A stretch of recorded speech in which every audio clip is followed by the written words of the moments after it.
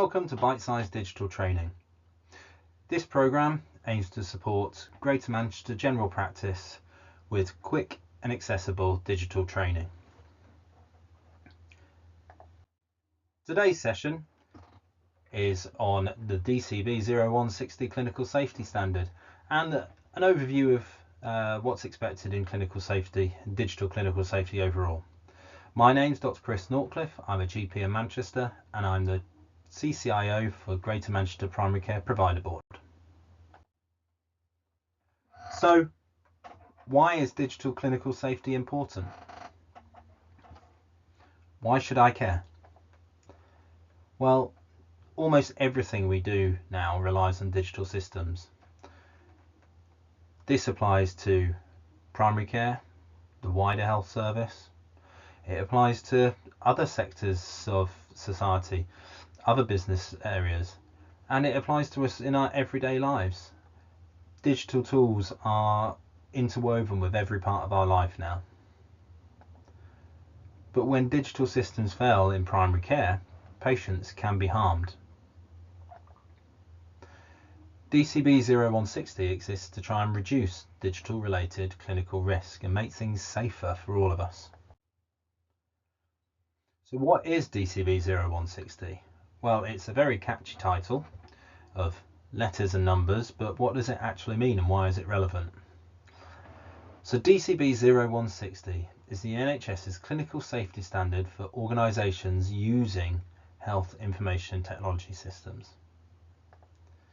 It ensures that risks are identified, assessed, controlled, and actively managed. Now, often DCB0160 comes up frequently when we're implementing digital technology now, particularly in the dawn of all of the AI tools that we're seeing arriving. But I worry that sometimes the idea that the DCB0160 is applicable for the life cycle of that digital tool in an organisation, I worry that that area is overlooked. And actually, we should be actively managing clinical safety throughout the life cycle of a digital tool. DCB0160 applies to any NHS organisation using digital systems. So that might be general practice or other areas of primary care in dentistry, optometry, community pharmacy. It applies to secondary care and our hospital colleagues. It also applies to primary care networks that are delivering services and integrated care boards.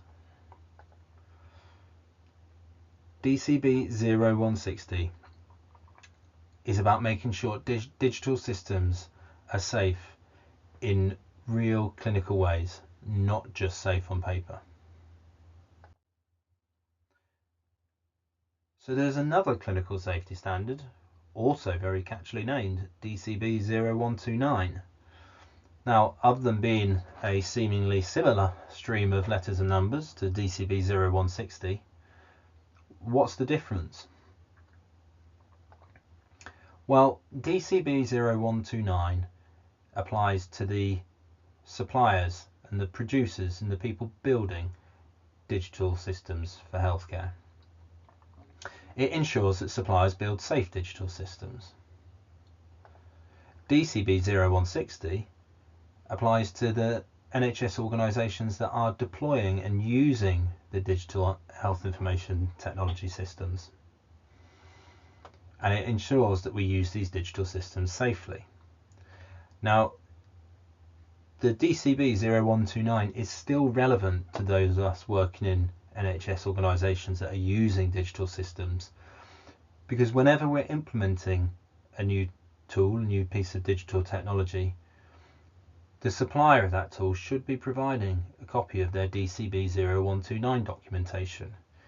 This is there to assure us as healthcare professionals that that supplier has built and is selling a safe tool. It shows that they've been through the appropriate levels of rigour and assessment and risk analysis to know that their product does not put our patients at undue clinical risk.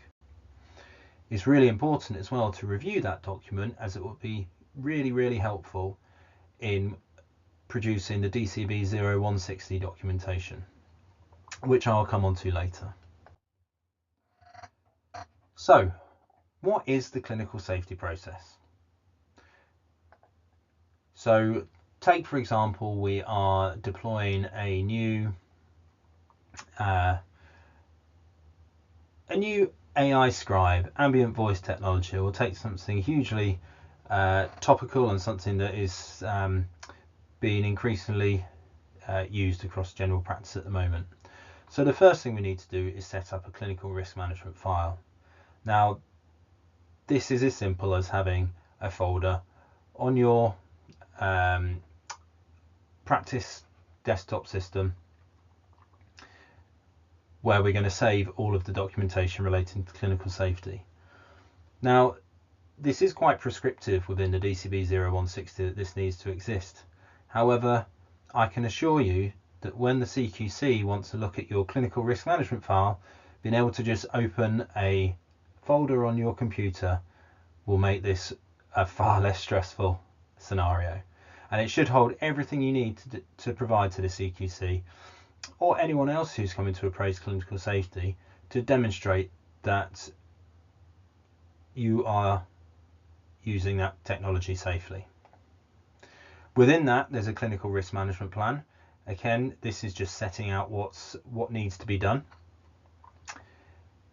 And then we come on to hazards. So the hazards are really the key bit. This is where we're keeping a hazard log. So the hazard log is usually an Excel file, but it's going to identify the hazards we've thought of, what we're doing about them, what we're doing to reduce them, and whether any risk that it poses is acceptable or unacceptable. So hazard identification is part of the clinical safety process and set out in DCB0160.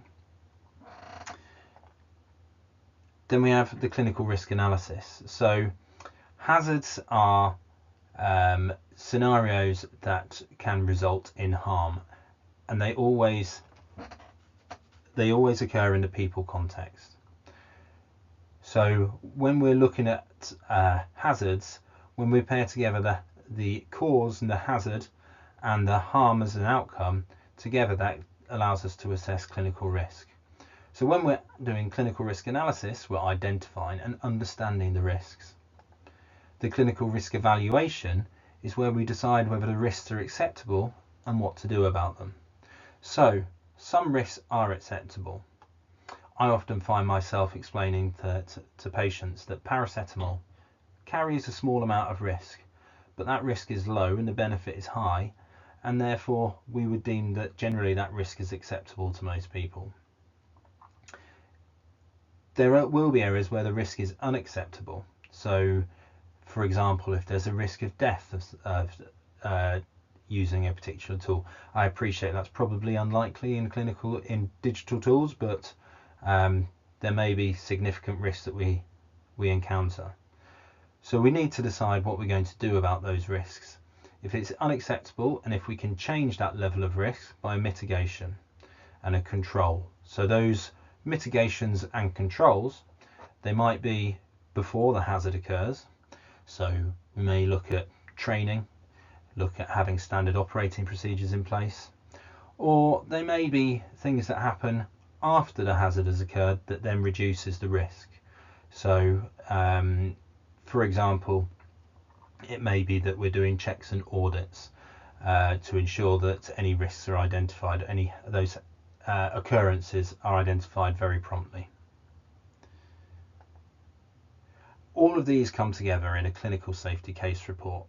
Now this is the main part of the clinical safety process, and essentially it's a live document. Even at the point of deploying the digital tool, it remains a live document that can be edited as other hazards, risks are identified. But this really lays out an overview of all of the clinical safety activities. This is what when the CQC come and ask you to open your clinical risk management file, things they're really going to want to see is a hazard log and a clinical safety case report. The clinical safety case report is what a clinical safety officer is required to sign to say that this has been completed and all of these activities have been done, and we as an organisation are happy to proceed with using this digital technology. Through the life cycle of the product, there should be a safety incident management log. This is going to be a place where, much like any other incident log, where issues can be documented, the circumstances around them recorded, and any actions can be logged as well. This will obviously then feed back into the clinical safety case report about how we're managing risk in relation to the particular digital technology. So I did just mention a clinical safety officer. So this is a role which ideally there would be one in each organisation. So this is a real challenge when it comes to general practice or primary care in general, as we are by nature lots of small organisations. I don't believe that the DCB0160 standards were written with general practice or primary care in mind, and they may get reviewed at some point in the near future, but for the time being we need to work as best we can. So a clinical safety officer should be a senior clinician, someone with experience that is registered to a clinical professional body such as the GMC or NMC. They can also be registered pharmacists, registered physiotherapists, but those are the criteria set out by DCB0160. They also should have completed some CSO training.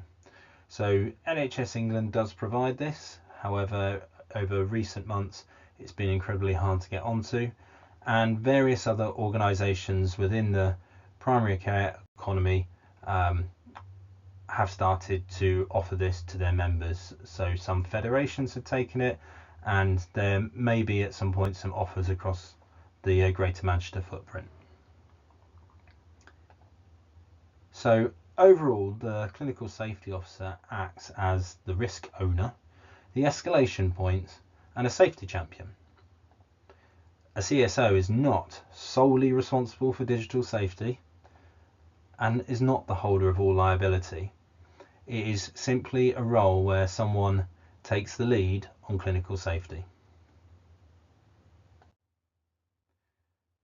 So understanding clinical risks in digital workflows. It's important to remember that most digital harm comes from workflow issues, not software bugs. Here are some examples of potential risks. So, missing abnormal results due to inbox workflows not working correctly. Auto coding errors. This can throw up all sorts of things, and there was a particular case in London about a year ago where there was an erroneous diagnosis of diabetes in a young fit patient, which caused a significant amount of distress and added work for the practice. Default prescribing doses. Again, this can result in automation bias, where it's been, from a clinical perspective, it's been right 99 times out of 100, but if it's not checked, it can result in an error. And this is a really good example of where harm can be caused. Triage algorithms, under prioritizing symptoms. I think this is something that everyone's become increasingly aware of as we're using more and more intelligent tools to manage the modern general practice access model. What is the clinician's role? So this is not the clinical safety officer as such, but what is each clinician in general practice expected to do? So what are they not expected to do? They're not expected to understand technical architecture of digital systems. They're not expected to become informatics experts. But what they should be doing is using the digital systems as intended. So not, taking shortcuts and not using them for the purposes they weren't produced for. It's really important that when they have a concern about a product, it's raised, and this can be escalated to the clinical safety officer, and if necessary added to the incident management log. And equally report near misses. These are just as important as actual incidents, and hopefully the more near misses we report, the better we get at preventing harm. And also, we need everyone to engage when systems change. I know that it's frustrating when new technology is brought in and people feel like they need to relearn how to do their job. But if we don't engage in those processes, safety can be put at risk. As I mentioned before, it's not a one-off process. So when we implement a new digital system, they are all likely to require a DPIA, or Data Protection Impact Assessment, an EIA, or an Equality Impact Assessment, and the clinical safety process. But digital systems should also be monitored throughout their whole lifetime. So as long as we're using the digital tool, we should have a process in to intermittently review the clinical safety with that product and review any incidents and hazards that have arisen. So just a few final thoughts. DCB0160 is about patient safety, not paperwork. Digital risks are clinical risks, and we should treat them seriously and try and manage them and reduce the risk wherever possible. Clinicians play a crucial role here by speaking up and engaging in the clinical safety process, even if they're not the clinical safety officer that's leading on it. Good digital clinical safety makes clinical work easier and safer. That's all we've got time for today. Thank you very much for joining us, and I hope to see you again on the Bitesize Digital Training.